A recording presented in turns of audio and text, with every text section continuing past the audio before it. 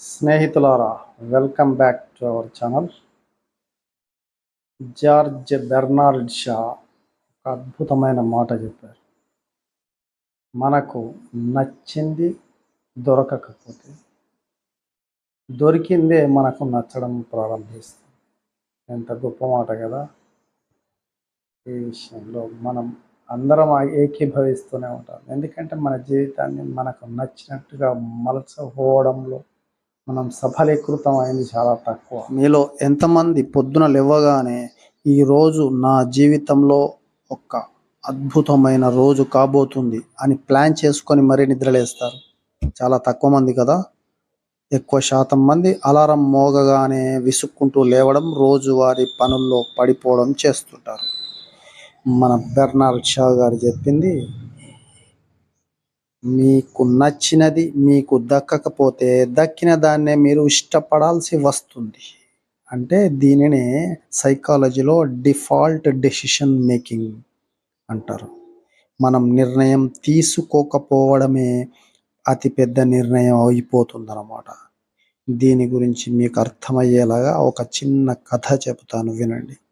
ఒక అడవిలో ఒక నది ప్రవహిస్తూ ఉండేది. ఆ నది ఒడ్డున ఒక పెద్ద చెట్టు ఉండేది. ఆ చెట్టుపై ఒక పక్షి నివసిస్తుండేది. ఆ పక్షి చాలా సోమరిది. రోజులు గడిచిపోతున్నాయి. శీతాకాలం దగ్గర పడుతుంది. అడవిలోని మిగతా పక్షులన్నీ ఆహారాన్ని సేకరించుకోవడం కోసం చలి తక్కువగా ఉండే వేరే ప్రాంతాలకు వలస వెళ్ళడానికని ప్లాన్ చేసుకోవడం మొదలుపెట్టినాయి. కానీ ఈ పక్షి మాత్రం, చూద్దాంలే, ఇంకా చాలా టైం ఉంది కదా, రేపెల్లుండి ప్లాన్ చేయొచ్చు అని రోజులు నెట్టుకొని వచ్చేస్తుంది. ఏ నిర్ణయం తీసుకోకుండా, ఏ ప్లానింగ్ లేకుండా అలాగే ఉండిపోయింది. ఒకరోజు హఠాత్తుగా పెద్ద తుఫాన్ వచ్చింది. చలిగాళ్ళు మొదలయ్యాయి. మిగతా పక్షులన్నీ ముందే ప్లాన్ చేసుకొని సురక్షిత ప్రాంతాలకు వెళ్ళిపోయినాయి. కానీ ఈ పక్షి మాత్రం ఎటు వెళ్ళాలో తెలియక, ఆహారం లేక, చలికి తట్టుకోలేక చాలా ఇబ్బందులు పడ్డది. చివరికి తన ప్రాణాలను కాపాడుకోవడానికి ఎక్కడో ఒక మురికి కూపంలో తలదాల్చుకోవాల్సి వచ్చింది. ఆ పక్షికి మురికి కూపం అసలే నచ్చదు. కానీ సమయానికి సరైన నిర్ణయం తీసుకోకపోవడం వల్ల చివరికి దానికి దక్కిన దాని నరకాన్ని మాత్రమే అనుభవించక తప్పలేదు. ఫ్రెండ్స్, మనలో చాలామంది జీవితాలు ఈ పక్షిలాగే కొనసాగుతున్నాయి. మనకు నచ్చని ఉద్యోగంలో సంవత్సరాల తరబడి కొనసాగుతాం. ఎందుకంటే కొత్త ఎత్తుక్కునే రిస్క్ తీసుకోం కాబట్టి. శరీరానికి వ్యాయామం చేయం, ఎందుకంటే జంక్ ఫుడ్ తినేస్తూ జల్సాగా ఉంటాం. హెల్తీగా తినాలి, హెల్తీగా ఉండాలి అనే నిర్ణయాన్ని ముందుగా తీసుకోలేదు. ఉద్దేశపూర్వకంగా మనం ఏ నిర్ణయం తీసుకోకపోవడం కూడా ఒక నిర్ణయమే అని గుర్తుపెట్టుకోవాలి. మనమంతా ఎంతోమందిని చూస్తుంటాం కదా, దసరా, దీపావళి వేడుకలకు లేదా ఏదైనా ట్రిప్లకు నెలల తరబడి ప్లాన్ చేస్తుంటారు. కానీ తమ జీవితం నెక్స్ట్ 5 ఏళ్లలో ఎలా ఉండాలి, తమ కెరియర్ ఎటు వెళ్ళాలి అనే దానికోసం కనీసం 5 నిమిషాలు కూడా కేటాయించరు.